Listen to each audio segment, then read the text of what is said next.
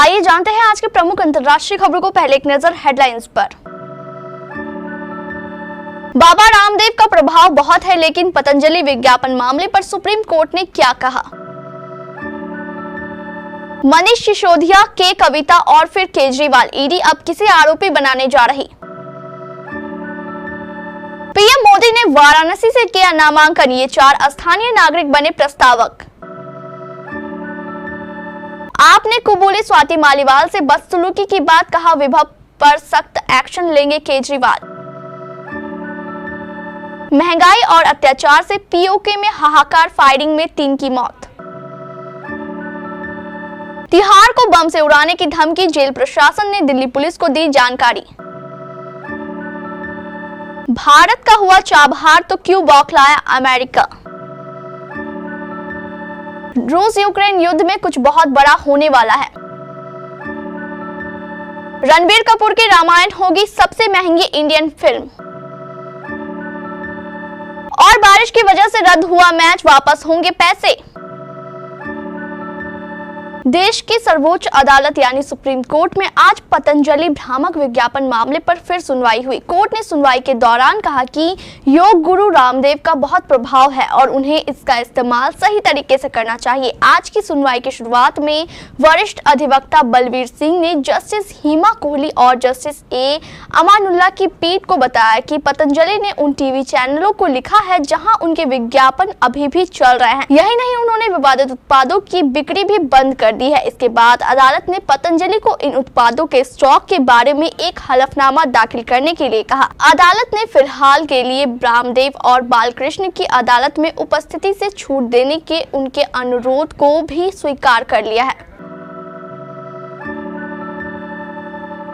देश की राजधानी दिल्ली के कथित शराब घोटाले मामले में प्रवर्तन निदेशालय की जांच का दायरा बढ़ता जा रहा है। सीएम अरविंद केजरीवाल और पूर्व डिप्टी सीएम मनीष सिसोदिया पर शिकंजा मजबूत करने के बाद अब ईडी इस मामले में आम आदमी पार्टी को भी आरोपी बनाने जा रही है। जांच एजेंसी की तरफ से मंगलवार को दिल्ली हाई कोर्ट में यह जानकारी दी गई। पार्टी पर भी मनी लॉन्ड्रिंग एक्ट के तहत एक्शन लिया जाएगा। दिल्ली शराब घोटाले मामले में आरोपी पूर्व डिप्टी सीएम मनीष सिसोदिया की जमानत याचिका पर इस वक्त दिल्ली हाई कोर्ट में सुनवाई चल रही है। जस्टिस स्वर्ण कांता शर्मा की बेंच के सामने पहले पूर्व डिप्टी सीएम के वकील की तरफ से दलीलें पेश की गई। प्रधानमंत्री नरेंद्र मोदी ने मंगलवार को वाराणसी लोकसभा सीट से तीसरी बार अपना नामांकन पत्र दाखिल किया। पीएम मोदी के 4 स्थानीय नागरिक प्रस्तावक बने। इसमें पंडित गणेश्वर शास्त्री, बैजनाथ पटेल, लालचंद कुशवाहा और संजय सोनकर का नाम शामिल है। जब पीएम मोदी कलेक्ट्रेट ऑफिस में नामांकन करने पहुंचे तो उनके बगल में शास्त्री को बैठे देखा गया। गणेश्वर शास्त्री ने जनवरी में अयोध्या में भगवान रामलला की प्राण प्रतिष्ठा के लिए मुहूर्त निकाला था। इसके अलावा जो 3 अन्य प्रस्तावक थे उनमें ओबीसी समुदाय से ताल्लुक रखने वाले बैजनाथ पटेल, लालचंद्र कुशवाहा और दलित समुदाय से आने वाले संजय सोनकर भी पीएम मोदी का नामांकन कराने के लिए कलेक्ट्रेट पहुंचे। चुनाव आयोग के अनुसार चुनावी मैदान में उतरे उम्मीदवार का कम से कम एक प्रस्तावक होना चाहिए जो उस विधानसभा या लोकसभा क्षेत्र का पंजीकृत मतदाता हो और उम्मीदवार के नामांकन का समर्थन करने की घोषणा करता हो। नामांकन पत्र में उम्मीदवार और प्रस्तावक के हस्ताक्षर होना चाहिए। आम आदमी पार्टी ने राज्यसभा सांसद और दिल्ली महिला आयोग की पूर्व अध्यक्षा स्वाति मालीवाल के साथ बदसलूकी की बात स्वीकार करते हुए कहा कि सीएम अरविंद केजरीवाल ने मामले का संज्ञान लिया है और उचित कार्रवाई की जाएगी। आप राज्यसभा सांसद संजय सिंह ने मंगलवार को एक प्रेस कॉन्फ्रेंस में कहा, कल एक निंदनीय घटना हुई। स्वाति मालीवाल अरविंद केजरीवाल से मिलने उनके आवास पर गई थी। जब वह ड्राइंग रूम में उनका इंतजार कर रही थी तभी विभव कुमार ने उनके साथ कथित तौर पर दुर्व्यवहार किया। सीएम ने मामले का संज्ञान लिया है और वह उचित कार्रवाई करेंगे। पीओके में पाकिस्तानी सेना और शहबाज सरकार के खिलाफ लगातार विरोध प्रदर्शन जारी है। दरअसल पीओके में पाकिस्तान की सरकार के लगाए गए टैक्स और बढ़ती महंगाई के खिलाफ संयुक्त अवामी एक्शन कमेटी के नेतृत्व में वहां के लाखों लोग पिछले 5 दिनों से प्रदर्शन कर रहे हैं। प्रदर्शन को रोकने के लिए पाकिस्तानी सेना और रेंजर्स ने आज प्रदर्शनकारियों पर फायरिंग की, जिसमें 100 से अधिक लोग घायल हो गए और 3 लोगों की मौत हो गई। महंगाई के विरोध में पीओके की राजधानी मुजफ्फराबाद में लोग सड़क पर उतर आए हैं। पीओके में ऐसे प्रदर्शन शुरू हुए हैं कि शहबाज सरकार मुश्किल में फंस गई है। विरोध प्रदर्शन को रोकने के लिए शहबाज सरकार ने 23 अरब रुपए के प्रावधान को मंजूरी दी है। एयरपोर्ट और स्कूलों को बम से उड़ाने की धमकी के बाद दिल्ली की तिहाड़ जेल को बम से उड़ाने की धमकी भरा ईमेल मिला है। बम की धमकी के बाद पुलिस प्रशासन अलर्ट हो गया है। मौके पर पहुंचकर पुलिस और डॉग स्क्वाड की टीम सर्च अभियान चला रही है। तिहाड़ प्रशासन ने दिल्ली पुलिस को इस संबंध में जानकारी दे दी है। मंगलवार की सुबह जिन 4 हॉस्पिटल में बम को लेकर मेल आई थी, वहां जांच में अब तक कुछ नहीं मिला। अधिकारियों ने कहा कि दिल्ली की तिहाड़ जेल को मंगलवार को बम से उड़ाने की धमकी भरा ईमेल मिला।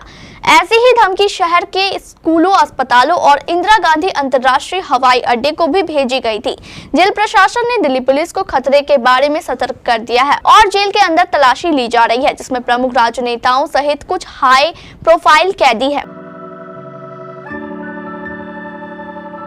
भारत ईरान के साथ गठजोड़ करके चीन और पाकिस्तान का मुकाबला करने के लिए तैयार हो रहा है। भारत ने लंबी बातचीत के बाद दक्षिण पूर्वी ईरान में चाबहार बंदरगाह के प्रबंधन के लिए तेहरान के साथ एक समझौता किया है। इस समझौते के तहत भारत को ईरान का चाबहार बंदरगाह 10 साल की लीज पर मिल गया है। इस समझौते पर भारतीय शिपिंग मंत्री सर्बानंद सोनोवाल ने हस्ताक्षर किया है। यह पहली बार है जब भारत विदेश में किसी बंदरगाह का प्रबंधन करेगा। उधर भारत और ईरान के बीच चाबहार बंदरगाह को लेकर समझौता होते ही अमेरिका भड़क गया है। अमेरिकी विदेश मंत्रालय ने इस समझौते को लेकर संभावित प्रतिबंधों की धमकी दी है। हालांकि भारत अब अमेरिकी धमकियों से डरने वाला नहीं है और अपने देश के हित में काम करना जारी रखे हुए है। यूक्रेन के खार्किव शहर में इस समय भीषण लड़ाई चल रही है। रूसी सेना ने पिछले शुक्रवार को इस क्षेत्र में आक्रमण किया था। यूक्रेन के राष्ट्रपति जेलेंस्की ने कहा कि उनकी सेना ने सीमावर्ती क्षेत्रों में आगे बढ़ रही रूसी सेना को रोकने की कोशिश की है और उन दोनों सेनाओं में गहन लड़ाई हो रही है। इसी बीच यूक्रेन ने खार्किव फ्रंट लाइन के कमांडर को भी बदल दिया है। यूक्रेनी सशस्त्र बलों के commander in chief colonel general Alexander Syrskyi ने क्षेत्र की स्थिति को मुश्किल बताया है, लेकिन उन्होंने इस बात से इनकार किया है कि रूसी सेना ने कोई महत्वपूर्ण सफलता हासिल की है। उन्होंने कहा कि हम अपने बचाव के लिए भीषण लड़ाई लड़ रहे हैं। ये भी माना जा रहा है कि आने वाले समय में ये लड़ाई कोई निर्णायक मोड़ ले सकती है।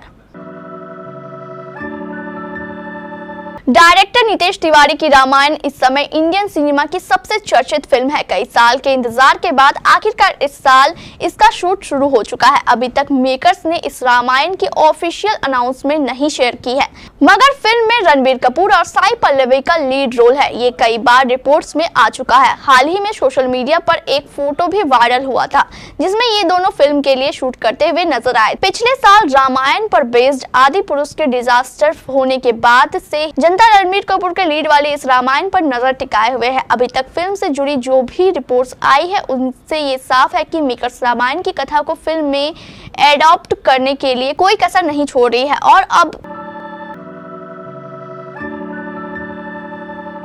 अहमदाबाद के नरेंद्र मोदी स्टेडियम में भारी बारिश के कारण आईपीएल 2024 का 63वां मैच रद्द कर दिया गया। गुजरात टाइटंस का आईपीएल 2024 के सीजन में आखिरी घरेलू मैच कोलकाता नाइट राइडर्स के खिलाफ खेला जाना था, लेकिन बारिश ने न सिर्फ खिलाड़ियों बल्कि स्टेडियम में मौजूद दर्शकों की भी उम्मीद पर पानी फेर दिया। मैच रद्द होने के बाद गुजरात टाइटंस टूर्नामेंट से बाहर होने वाली तीसरी टीम बन गई है। टूर्नामेंट से बाहर होने के बाद भी गुजरात टाइटंस की टीम अपने फैंस का दिल जीतने में कामयाब रही। गुजरात के chief operating officer colonel Arvind Singh ने कहा, हमें बहुत अफसोस है कि मौसम की वजह से हम मैच नहीं खेल सके, लेकिन टाइटंस फैंस फैमिली के शानदार समर्थन के सम्मान में हम सभी टिकट धारकों को पूरा पैसा वापस कर देंगे।